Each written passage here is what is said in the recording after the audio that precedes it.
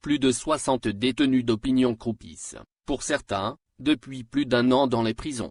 Depuis le début du mouvement de protestation contre le régime, le 22 février 2019, des centaines de manifestants et de militants ont dû visiter, au moins une fois, la prison.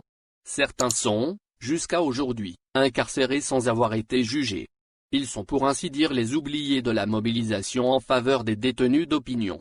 Selon la liste du Comité national pour la libération des détenus, CNLD, mise à jour le samedi 26 septembre 2020, 61 militants et activistes politiques restent encore incarcérés dans 26 wilayas.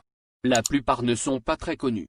Ayant participé aux marches ou publié des posts sur les réseaux sociaux dénonçant le régime en place, certains d'entre eux ont vu arriver puis partir d'autres détenus du Irak, relaxés ou condamnés à une peine déjà purgée. C'est le cas de Walid Nekish, étudiant à l'Institut national supérieur de pêche et d'aquaculture d'Alger, arrêté lors de la marche des étudiants le 26 novembre 2019, à Alger. Ce jeune homme de 24 ans, en détention provisoire depuis plus de 9 mois à la prison d'El Harrach, est poursuivi pour atteinte à la sécurité nationale et complot contre l'État. Son procès n'a toujours pas eu lieu. Walid Kaïda, un autre jeune militant, qui traite avec humour de la situation politique dans le pays avec des mèmes humoristiques, reste, lui, en détention provisoire depuis le 27 avril dernier. Inculpé par le juge d'instruction pour atteinte à corps constitué, outrage et offense au président de la République et atteinte à l'entité divine, l'artiste a vu sa détention provisoire prolongée, le 24 août dernier, pour 4 mois supplémentaires.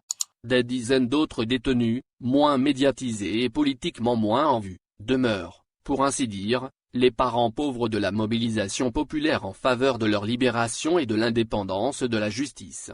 C'est le cas d'Amer Guerrache, de Mohamed Atman et de nombreux autres dont seules les publications sporadiques de leurs avocats et du CNLD sur les réseaux sociaux font état. La suspension du Irak en mars dernier, en raison de la crise sanitaire, n'a d'ailleurs pas empêché une nouvelle vague d'arrestations et de mise en détention provisoire de militants et d'activistes pour des publications sur Facebook.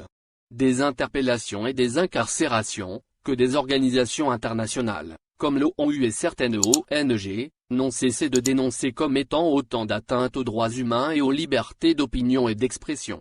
Parmi ces organisations figure Amnesty International dont le président de la République a mis en avant le sérieux et la crédibilité, dimanche dernier, lors d'une entrevue télévisée avec les représentants des médias nationaux. La même organisation avait pourtant appelé en mai dernier à la libération de tous les détenus d'opinion, allant jusqu'à reprocher aux autorités algériennes de tirer profit du contexte de la propagation du coronavirus pour accélérer la répression contre les militants du Irak, jeter les opposants en prison et réduire les médias au silence. Un appel qui ne trouve toujours pas écho auprès des décideurs algériens, malgré l'urgence d'instaurer un climat d'apaisement politique dans le pays.